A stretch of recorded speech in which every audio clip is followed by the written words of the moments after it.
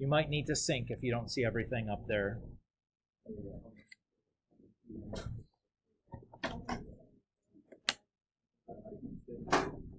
How do you sync? Right click on the... Yep. That'll do. No. Okay. So what we're going to be doing today is talking about how to do domains and ranges to start, and we'll move on and do some more after that. The examples we're going to use are the same examples that we used at the end of the notes last time. So this is the end of yesterday's notes that I'm just going to kind of add on to. I'm going to use green to do the add-on. I don't think I used much green yesterday, so that'll help maybe distinguish what's different from the previous days. So, if you guys remember, domain is the set of x coordinates, and range is the set of y coordinates. The first thing I would do before I start trying to write down my domain and range is I'd look at the relation and decide whether the relation is infinite or finite. If the relation is finite, I know the domains and ranges are going to be finite sets also, which changes the notation I might want to use versus if the domain and range are going to be infinite sets. So, if I look here, is this relation for A finite or infinite? How many ordered pairs are in this relation? 4. That's a finite number, right? So this is a finite relation because it just has 4 ordered pairs in it. It doesn't have infinitely many ordered pairs. Everybody's okay with that? Finite is a fixed number. So a finite set has a fixed number of things in it. Like there's 7 things in it, or 10 things in it, or 2,000 things in it. An infinite set has an infinite number of things in it. Like the integers has an infinite number of things in it. Is that okay?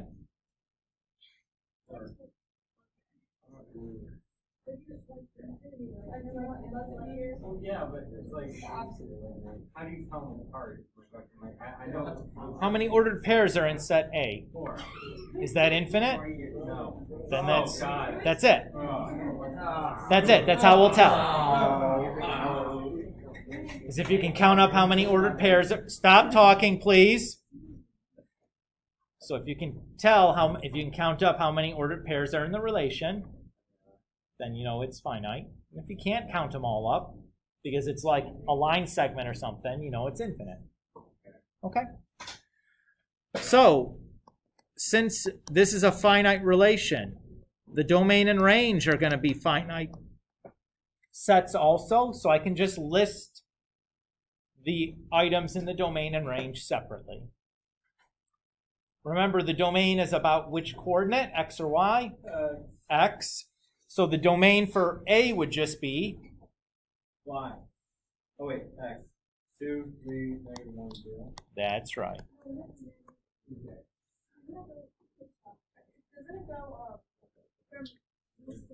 So sets are unordered, so the order that you write down the things in your set doesn't matter. The only requirement on sets is that nothing repeats. So that's the only set requirement when you write a set, is you can't have any duplicate items in there. But the order in which you list them does not matter. Okay? So that's a good question.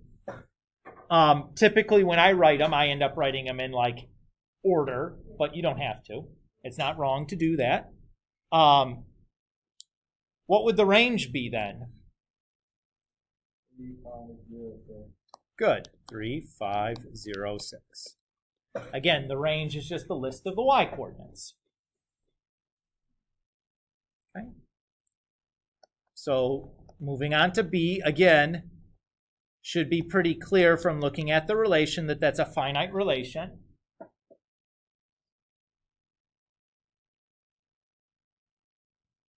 What's the domain going to be? Very good. 2, 3, -1, 0. That's correct. And the range should be, hold on, remember sets can have no repeated items, so it's just 2. Got to make sure you put the squiggly brackets around it, but the set just contains 1 item. It's the number 2. Everybody's okay with that? Okay. How about C? Okay, the domain here is 2. And what's the range? 2506. Yes? What happens if you don't put the squiggly bracket? I don't mark it as completely correct. Okay. Okay? Does it matter? The bracket, like, for domain, it's like the squiggly one, and then the other one, and there's like plants in it, like C. Is there a difference? So C has the squiggly bracket to indicate that it's a set. Yes. And then the items inside the sets are ordered pairs, Okay. which is why they have a parenthesis around them, Okay. as opposed to the things in your domain and range, which are just numbers. Got it. Kate, are you good with that answer, though? Kate Fox? You're happy? Hallie, sorry. No, you're fine. I'm in the. That's my sister. I know. Sorry. My apologies. I'll get it right next time. But you're good with my answer on that. That you need to have the squiggles on there. Okay. All right. So let's look at D. How many ordered pairs are in this relation? 2, right? Each arrow represents an ordered pair. There's 2 arrows, so there's 2 ordered pairs here. Everybody agree with that? Okay. What's the domain? 1, 2, 3. Remember, the domain is everything that's in the domain circle. The range would be, yeah, -2, 0, or 0, -2. Yes, sir. There's only 2 numbers in that range box, but then Not necessarily. So in this example here on D, you have an element in the domain that doesn't pair with anything. So that's making it not a function. But if it was a function and you had more domains than ranges, then one of those ranges would have to be used more than once. Would be the only way for it to be a function, because every domain has to go somewhere if it's a function. This one was not a function, which is why that's going on. Is that okay? Yeah. Okay. Yes? So all the domains would be in range for the function? All the domains have to go somewhere, Yeah. and they can only go one place.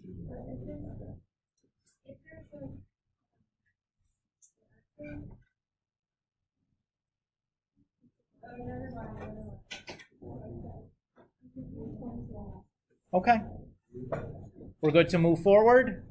Okay. How about E? Hopefully it's obvious that this is going to be finite, right? What's the domain here going to be? 1, 2, 3. Does it matter that 3 is used more than once? Not when writing the domain. But to determine if it's a function or not, yes. But in terms of the domain writing part that we're doing right now, no. Okay? The range would be? Yep, -2, 0, 5. Everybody happy there? Okay. And how about the domain and range for this one? Oh, wait, can you go back? Let's see the thing. Is that right? 0. Thank you, sorry. You can go back now. Okay. Thank you, sorry. Is that 0? Is what a 0? In the domain. It's 1, 2, 3. I'm going to get back to the stage. Well, it was messy. Sorry. That's okay. There, we'll do that. And the range there is? -2. Yeah, -2, 0. Everybody okay here? Sure. That's okay. So, in this case, okay.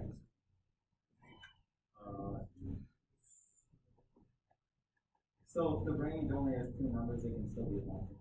Correct. Okay. Yes. So is it Stephen? Stefan? Stefan. Yeah. Okay. The function part, really all we're looking at is the domains.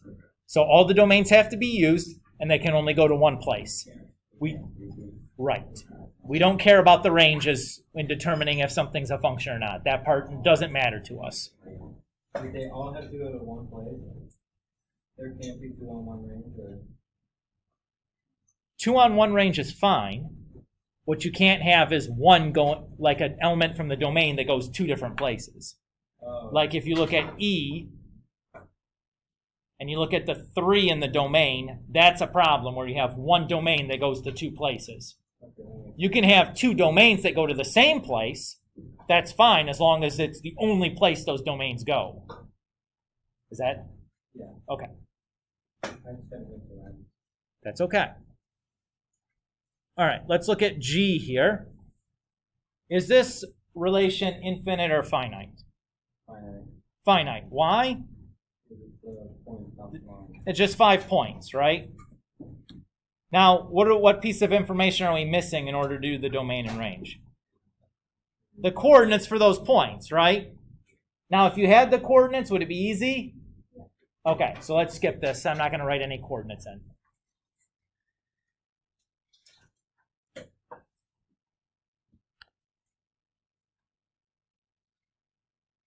Now let's look at H. Yes, Stefan. I'll let you explain it.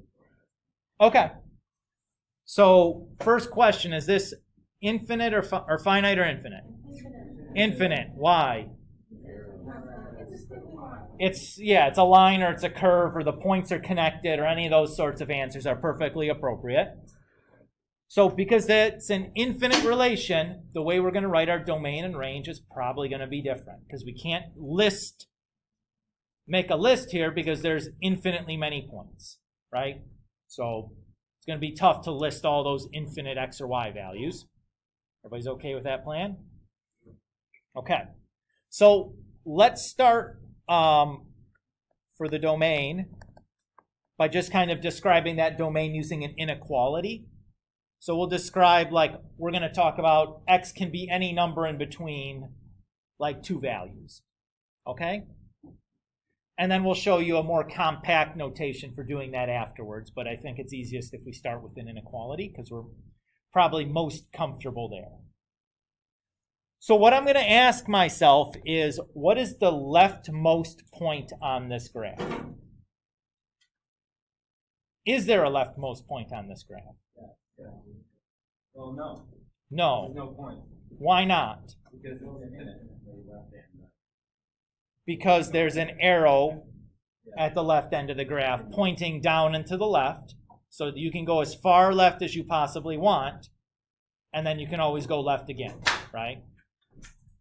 So what value of x would we be talking about if we're going all the way to the left?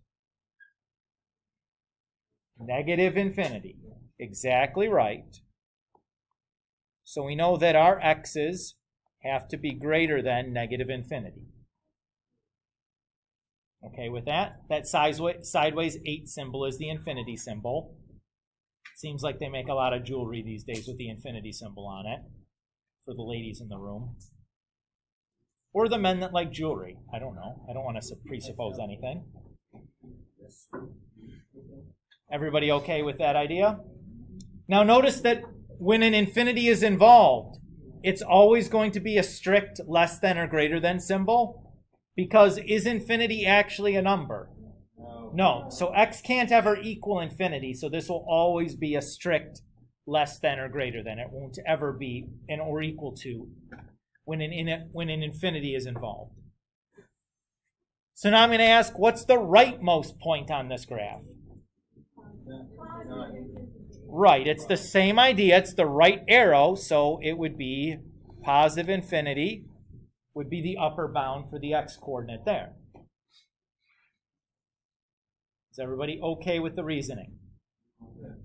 So this is an inequality that we use to describe the domain. We can also describe the domain, the same information, using something called interval notation. And this is probably the preferred way of doing things as mathematicians, because it involves less writing. So it's less symbols. And as a result, like if it conveys the same information with less symbols, it's more efficient. We like that a little bit better. Not that the inequality would ever be wrong, but unless the directions say specifically for an interval notation. So the idea with the interval notation is we're going to take the upper bound and lower bound, so the lower bound from the inequality and the upper bound from the inequality, and we're going to write a comma between them just like we would like an ordered pair. And then if the inequality is a strict inequality, like strictly less than or strictly greater than, we use a parenthesis. If it was a less than or equal to or greater than or equal to, we would use a bracket instead. So this one, because both the inequalities are strict less than inequalities, we have parentheses on both. Now this looks a little like an ordered pair, right? So context matters here. The fact that we're talking about a domain means we're talking about a set, which we know is not just a single ordered pair. Okay, so if we're talking about something that should be a set, and you see something like this, you need to interpret it as an interval, which is a range of values, as opposed to an ordered pair. Everybody's okay with that idea? Okay, let's do the range then. So for the domain, because the domain is about x, we care about left and right. The range is about the y, so we're going to care about up and down, the highest and lowest points. So for the range, I'm going to ask, what's the lowest point on the graph to start with? And it's that arrow pointing down, so negative infinity. Everybody's okay there? And the highest point on the graph is the arrow pointing up, so positive infinity. Or as an interval, we would write it as negative infinity, comma, positive infinity. Yes. So we always write our intervals from smallest to biggest, because if we're saying in between these two values, you couldn't be between like 3 and 1. Because if I go right from 3, there's no way to get to 1. Does it matter, between an inequality and an interval? Yeah. Unless the directions specifically ask you for one? No. You do not have to put both. I'm going to tell you that I think that getting comfortable using the intervals makes life easier as we move forward. But it's not wrong to use an inequality unless the directions specifically ask you for something else. Is that okay, Hallie? Okay. Yeah, and these are good questions. Yes. Correct. And we'll see some examples here later where that's the case. Okay? It just didn't happen on this one. Everybody's okay here? We're going to keep going. We'll do lots more examples. So here, with this circle, I need to include some points. So let me draw in a couple of points.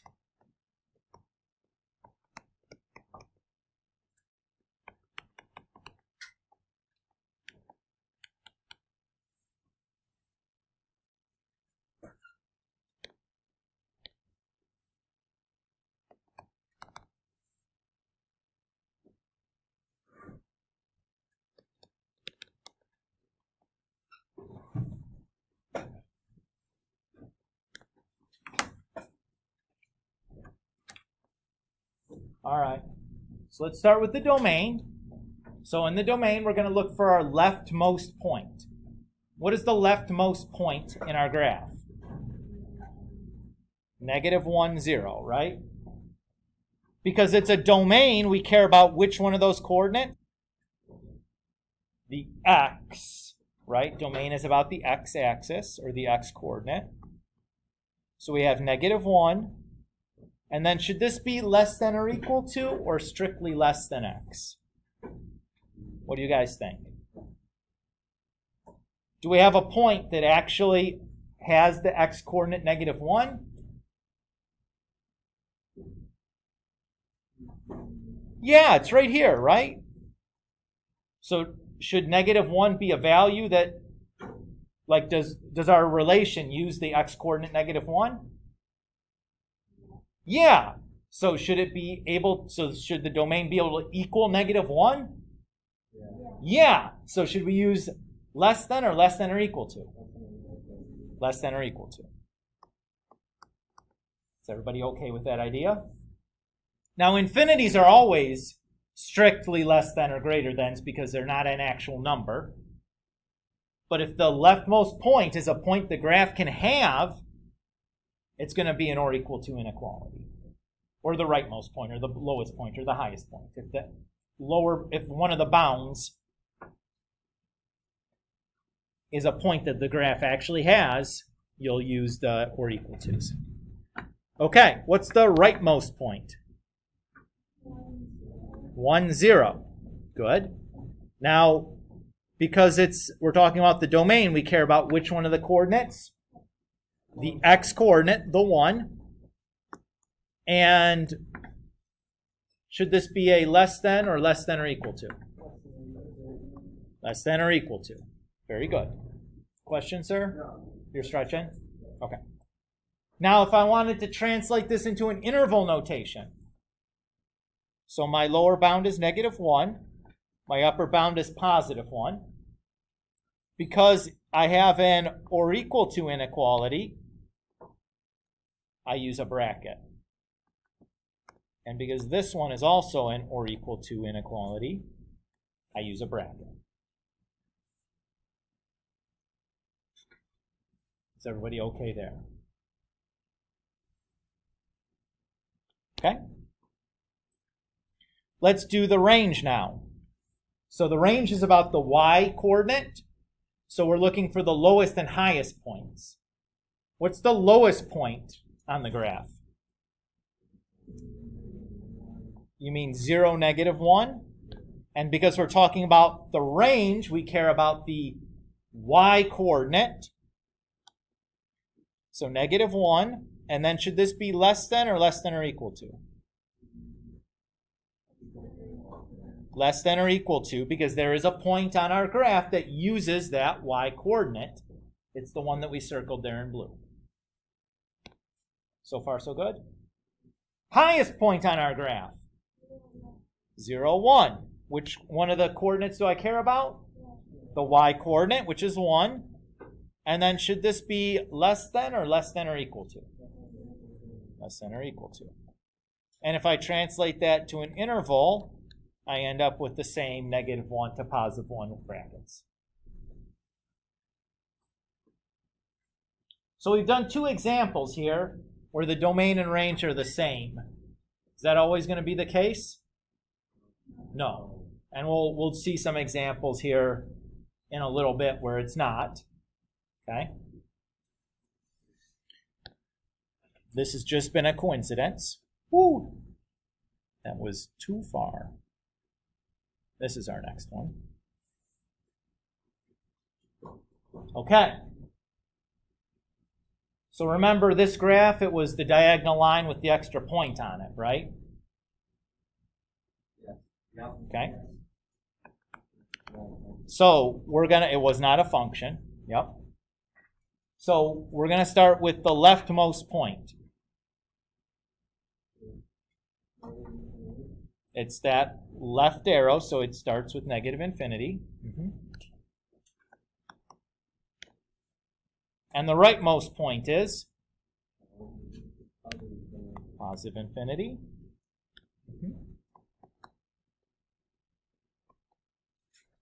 Now, we didn't mention this before, but it probably stands to be mentioned here. When you look at the leftmost point and the rightmost point, what you also need to check to make sure the graph is connected all the way between them, which it is in this case, except for this little guy here. Now, does that matter in this case? No. Why not?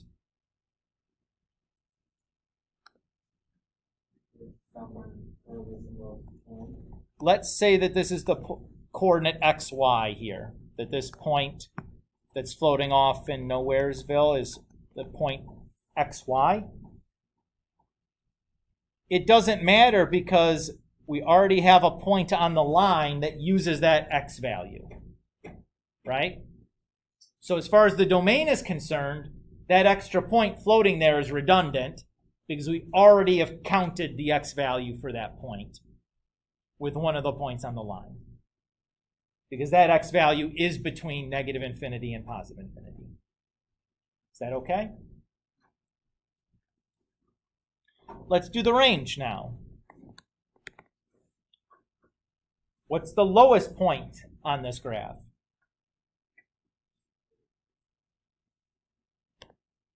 Still the same thing, right? Still negative infinity. And the highest point would be positive infinity. And then does that extra little point matter?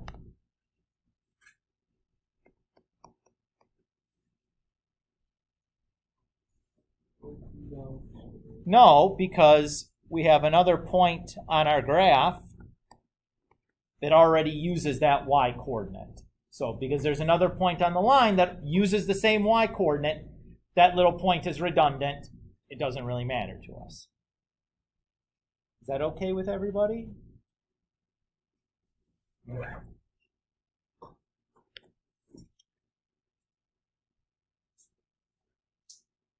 So K was this equation, right? And we translated that equation into this graph of a diagonal line.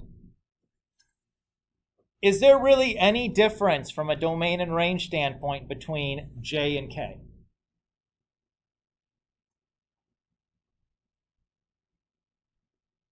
Both of them are diagonal lines that are sloping up. Right? They're both going to have the same domain and range because their lowest point is pointing left and down, and their leftmost point is the same, and their rightmost point and uppermost point are both the same. Everybody agree with that? So the domain and range here are still the same as the previous one.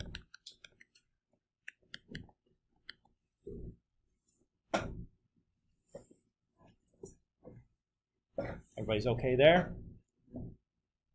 And in fact, if you have any diagonal line that's going forever in both directions, whether it's sloping up or sloping down, the domain and range is going to be the same. And in fact, even better, if you have any connected graph that has one end of it that points down and the other end that points up, the domain and range would be the same.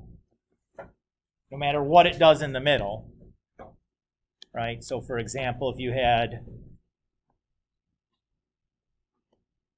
something that does still the same domain and range, everybody's okay with that idea?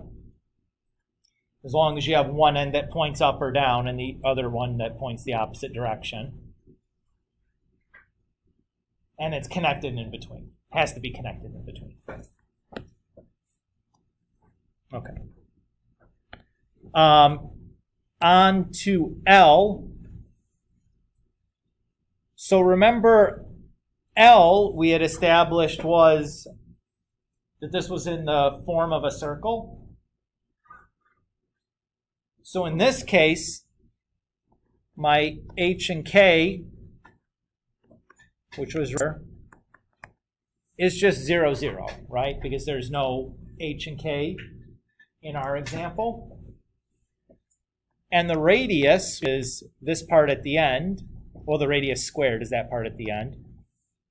So our radius is just 1, right? We've done this already. We did this today. A circle centered at 0, 0 with radius 1 is exactly I. Right? What you have there is the equation for the circle in I. So do we really need to do this again? No. They're just the same as I.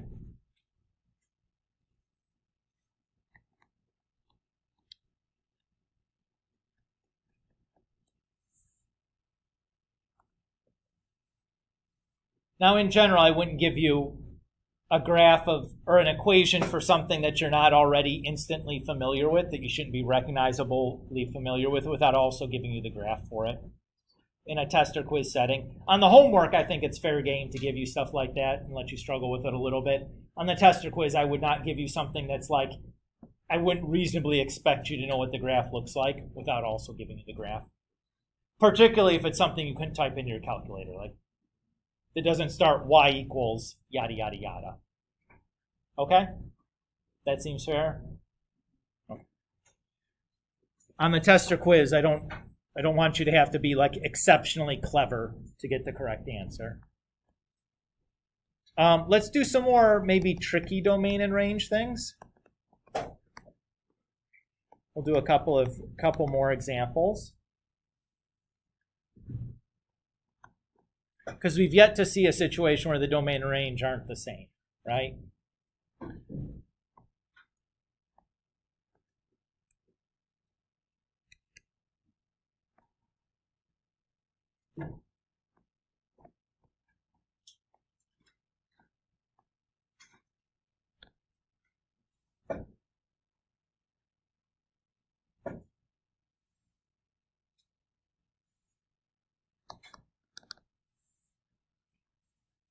Ooh. Okay, what's the leftmost point on this graph?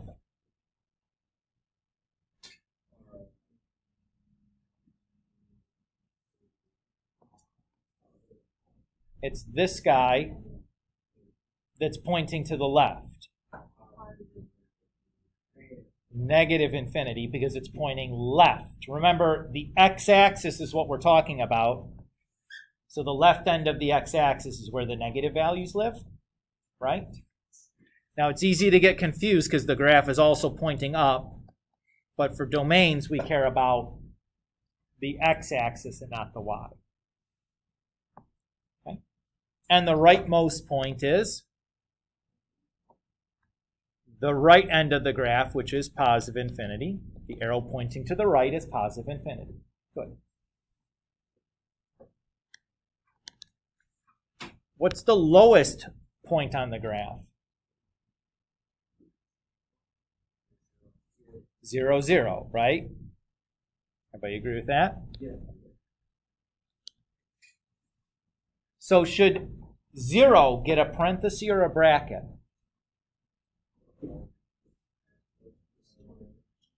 Is there a point on our graph that uses the y-coordinate 0? Yes. So it should get a bracket. And what's the highest point on our graph? Yeah, either the left end or the right end, it doesn't matter, but they're both going up to positive infinity. What just happened? Where did the rest of that stuff go? That's so strange.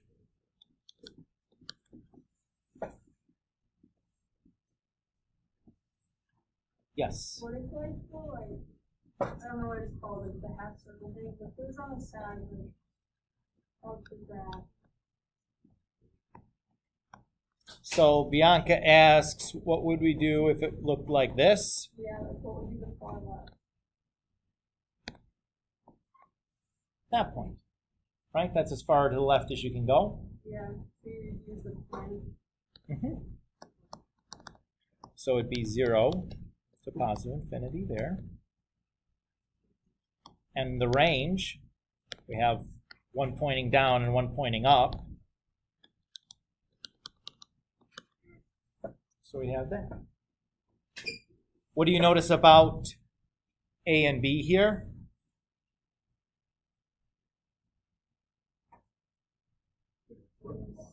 the domains and range are opposite, right? What do you notice about the graphs?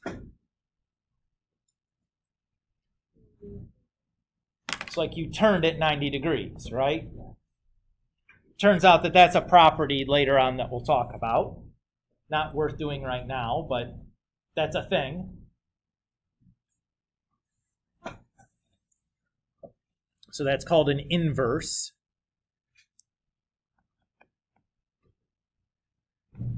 All right, let's do...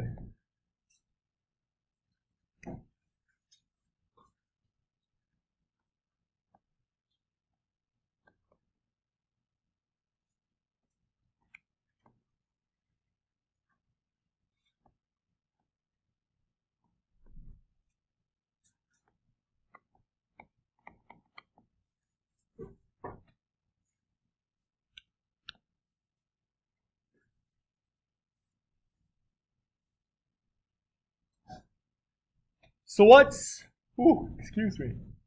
different about this graph that we haven't seen yet?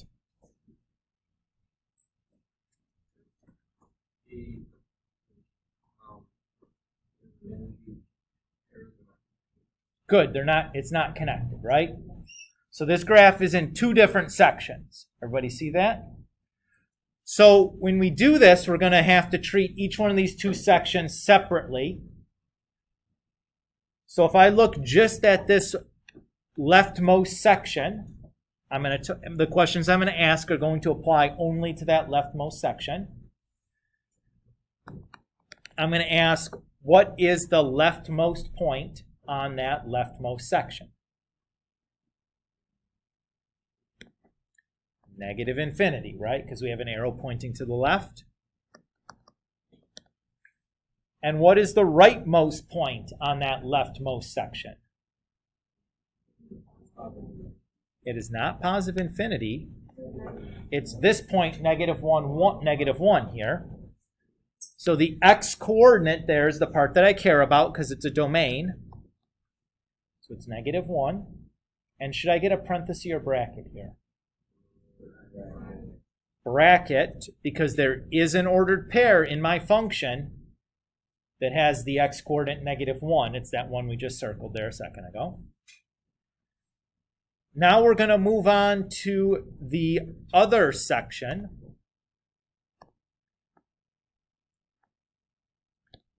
So I'm going to need to use a second interval. The symbol that we're going to write in between our second intervals is this U with no tail on it. That symbol is called the union symbol. And it's basically the same as like an OR, and the word OR, like when you were doing your compound inequalities. So that first interval is like that inequality. And then you remember when we did compound inequalities back in Algebra 1 where you had like or and inequalities? That union symbol is basically like the and. So the x's could come from this interval, or they could come out of this interval.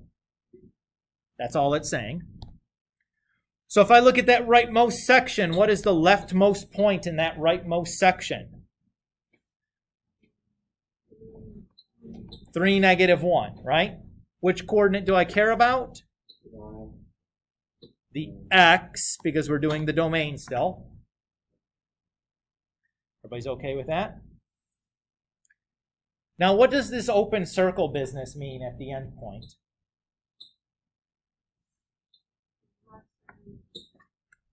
So, remember back when you graphed an inequality on the number line, like in your pre-algebra class or whatever?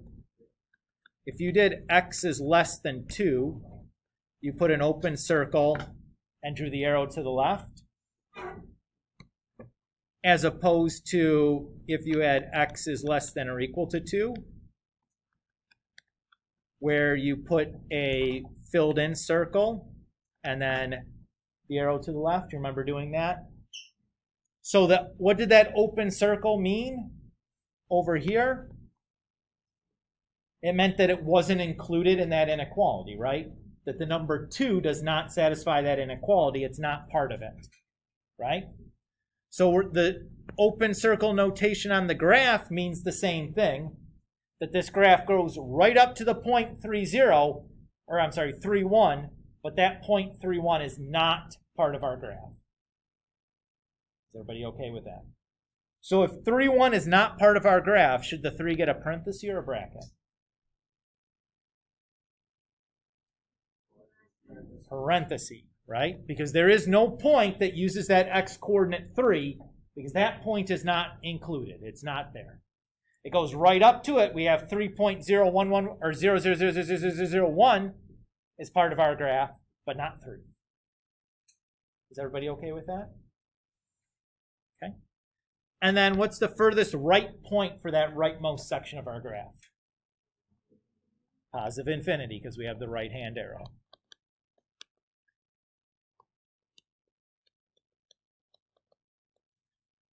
So that's equivalent. I also wrote the inequality there so you could kind of see what the what that union symbol is doing. Equivalently with an inequality, it's just using the word or. But again, it's a new symbol. I like to show you what it means in terms of symbols that we're already familiar with, as much as possible, so that it feels a little bit less like something new and just like, okay, just like some new vocabulary, a new symbol. All right, let's do the range. For this leftmost section, what is the lowest point? Negative infinity. And what is the highest point? -1, -1. Because it's a range, we care about the y coordinate, which happens to be the same as the x in this case, but I like to reiterate that we're choosing y's for ranges and x's for domains. Should the -1 get a parenthesis or bracket? Bracket. Why a bracket? Yes, because that point, -1 is on the graph. The graph uses the y-coordinate -1, so that should be included in our range. And then just like before, we'll use that union symbol, and then we'll start our other interval. So in the rightmost section, the lowest point is at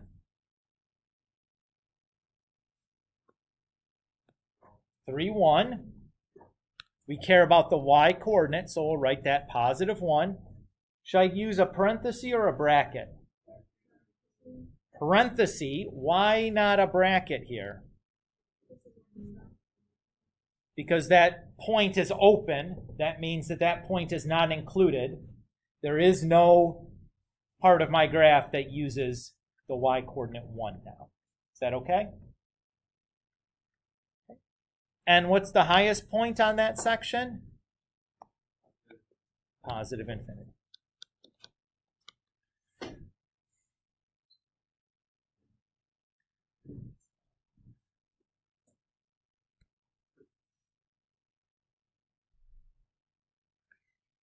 What do you think? You feel okay doing this? Okay. Sure.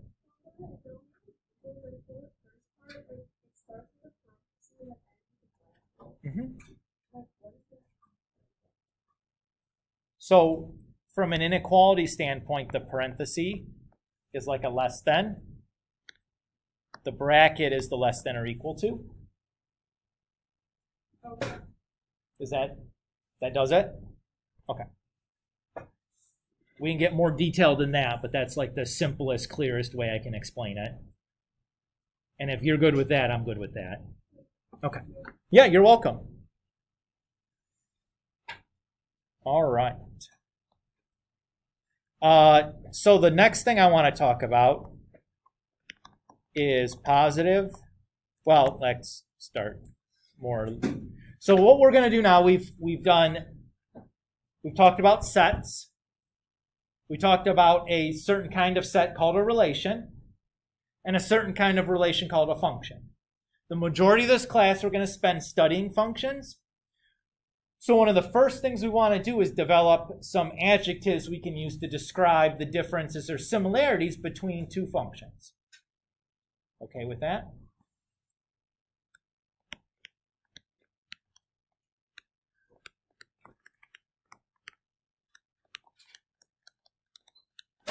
The first way that we're going to do that is using the terms positive, negative, and 0.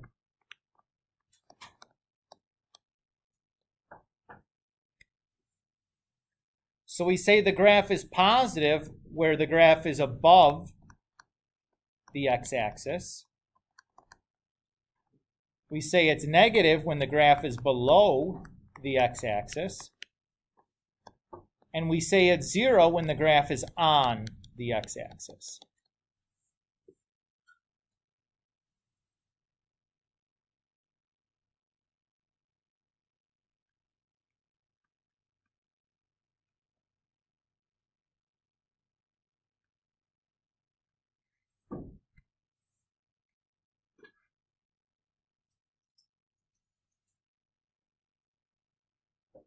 So let's look at an example here.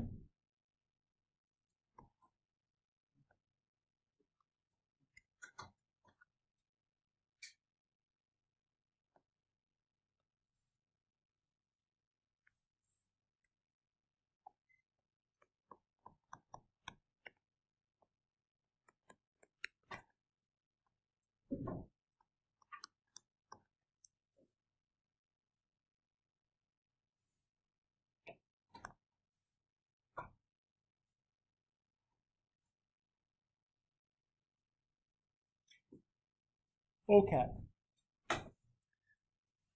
So here's an example of a graph. And we're going to describe where the graph is positive, negative, and 0. Whenever we do one of these where questions, like where is the graph, and then whatever the term is, we're asking about the graph's x-coordinates. We always want to talk about the x-coordinates because that's the independent variable in a function. We have the choice of x's, and then we can use the x to tell us the y. Everybody's okay with that idea? So if it's ever a where question, it's talking about the x coordinate. So let's do the positive part first. So remember, positive means below the x-axis. How many sections of the graph are, I'm sorry, positive is above the x-axis. Goodness gracious. How many sections of this graph are above the x-axis? I see 2. I see this section here and this section here. Does everybody agree with that? Okay. So each one of those 2 sections, I'm going to describe using my interval notation. So if I look at that leftmost section of the graph that's positive, what point does that graph or does that section begin with? It begins at -4, 0, right? Everybody agree? Okay, so we care only about the x-coordinate, so we're going to start at -4. Everybody's okay with that? Now I'm going to ask myself, is that point -4, 0 above the x-axis?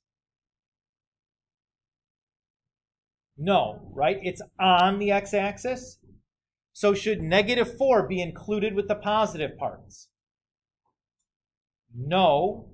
So we should use a bracket or a parenthesis. Parenthesis. Everybody's okay with that?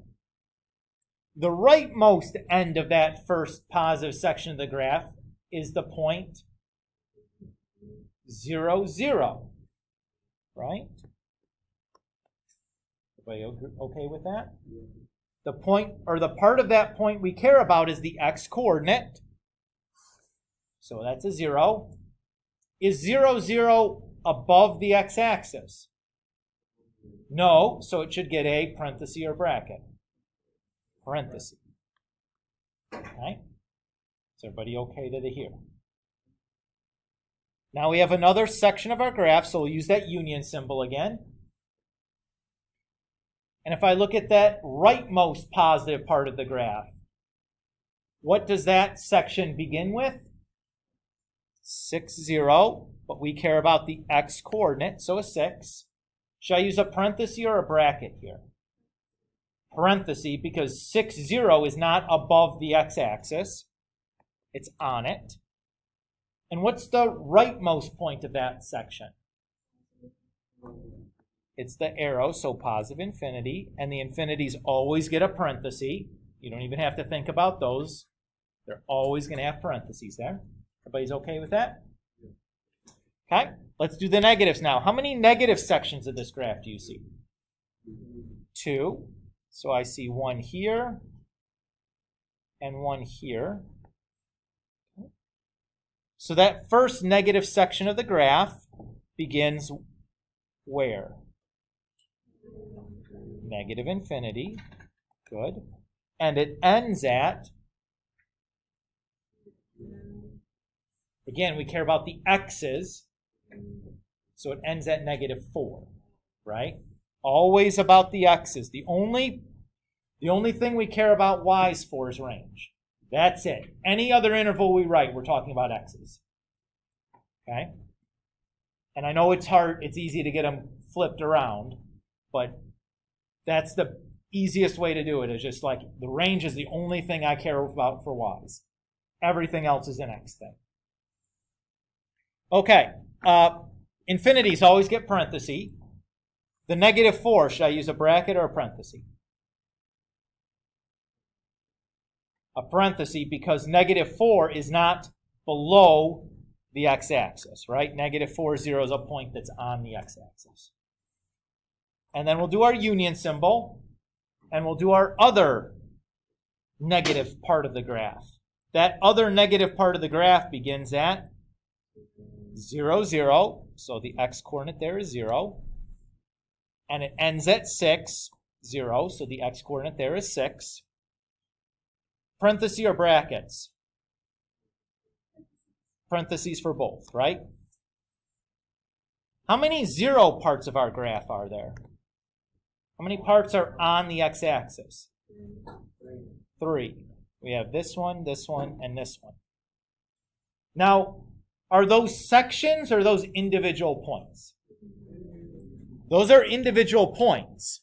So instead of using an interval here, this is a finite set because there's just 3 points. So I can just list the 3 x coordinates and be done. Is everybody okay there?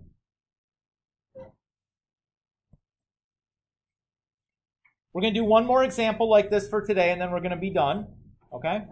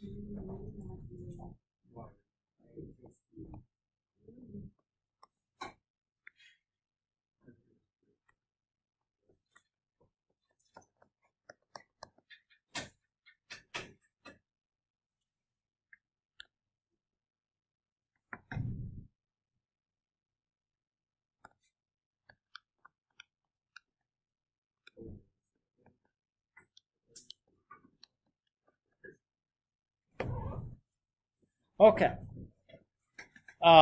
Last example here for today. So we're going to do the positive, negative, 0 for this. How many positive sections do you see for this graph? 1.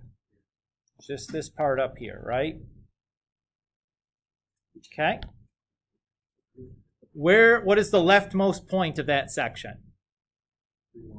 3, 1, but we only care about the x coordinate, so we're going to write a 3. Should I use a bracket or parenthesis here? Is the point 3, 1 above the x-axis? Yes, so I should use a bracket. Where does that positive section end at? 4, 1. So I only care about the x coordinate, so write a 4. Should I use a bracket or parenthesis here? I use a parenthesis here. Even though this point is above the x-axis, what do you notice about it?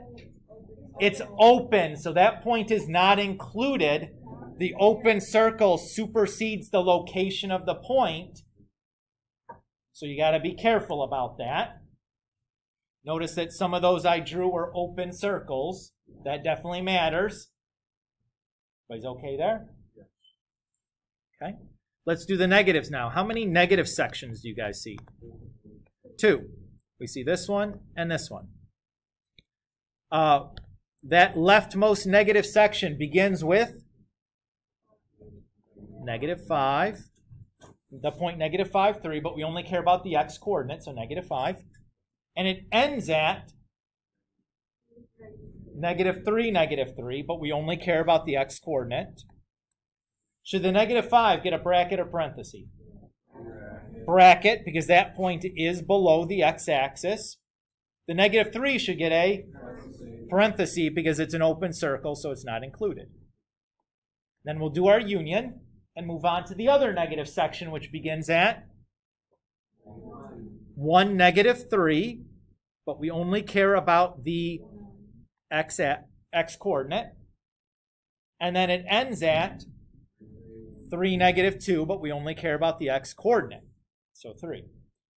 The 1 should be a bracket or parenthesis? Bracket, and the 3 should be parenthesis. The 1 gets a bracket because that's a point below the x-axis, and the 3 got a parenthesis because it was an open circle. Now let's do the 0. Here, notice the 0 is an interval. It's a section of the graph as opposed to before where it was single points. So here we're going to use an interval. The leftmost part of the 0 piece is -2, 0, but we only care about the x coordinate. And it ends at 1, 0, but we only care about the x coordinate. The -2 should be a bracket or parenthesis? Bracket, because -2, 0 is on the x-axis. That point was supposed to look filled in. It might not have because I was going fast, maybe. My apologies if you thought it was an open circle. I didn't mean it to look that way. And the 1 should be a bracket or parenthesis? Parenthesis, because it's open circle there. And we're done. So for Sunday at midnight, due should be homework 1 and homework 2. Homework 2, the first page of homework 2 is the same as homework 1. So you don't need to do it twice. But the second page of homework 2, these two positive, negative, and 0 problems, you should do. Yes, sir. So all we have to do is just like the example we did here in class. So you're just stating the intervals where it's positive, negative, and 0. Yes, Hallie. Of course. Bianca. For homework 1, you're just supposed to write those a function or not a function, right? And then the domain and range. So you may have to go back and do the domain and range part after today's lesson. Oh, I did it on the second one. Oh, that's fine. Second one, but I just didn't do it on. Sure, that's fine. Yep.